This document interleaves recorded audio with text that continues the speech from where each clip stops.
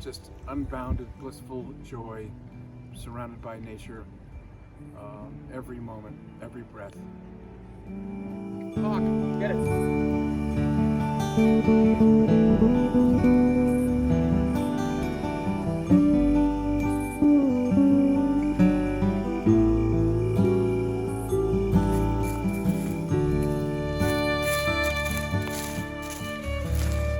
I didn't know whether I wanted to buy a house or land. I sort of started looking for a house because I had owned a house for a little bit in Keene.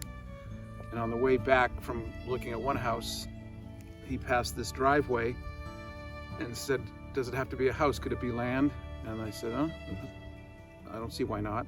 We snowshoed up the driveway and my heart melted. Monadnock looked like a snow cone. And bought it 6 months later after convincing the owners to sell it to me. It wasn't actively on the market. Every year I lived here, I started expanding and finding natural corridors in the woods that were either deer runs or old logging trails. And so I just would cut out the suckers and whatever rotten stumps there'd be and boulders in the way, I'd roll them away, and I just bit by bit built a network of trails and then maintained them over the years because suckers kept coming back and limbs would come down. And then we had the two ice storms in '98 and 2008 that devastated the woods. It gives you great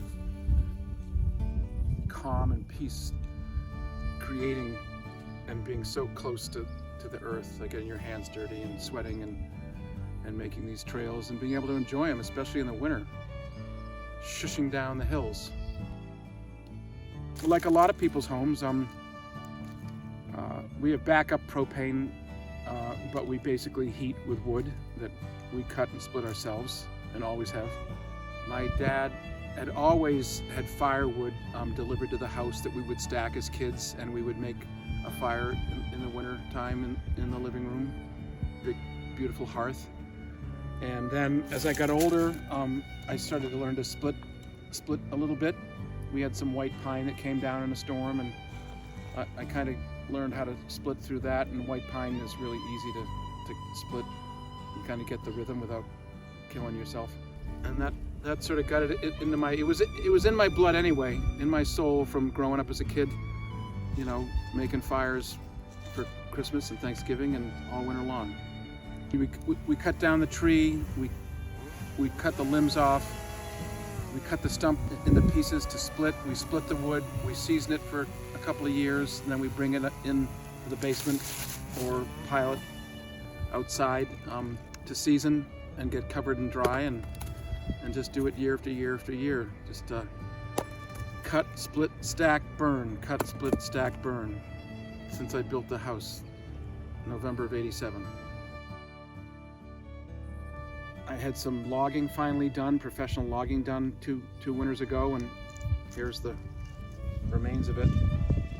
That was a difficult experience because some of these trees were 30 inches across, around, 150-year-old trees, maybe even closer to 200. In some cases, there were 3-footers across, and it's a tough industry. The logging industry is tough, and there's not a lot of money to go around, and it can do a lot of damage to the woods and the property, but it worked out for the best, but it was a bit of a trial and tribulation.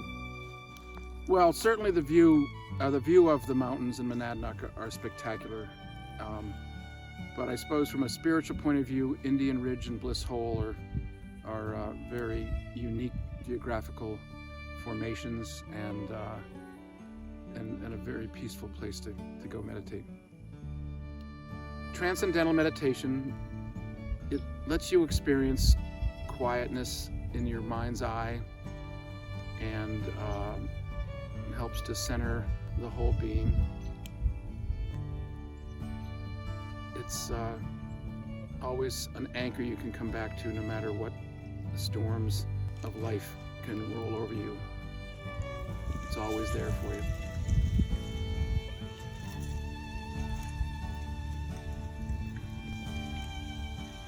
The word persistence comes to mind.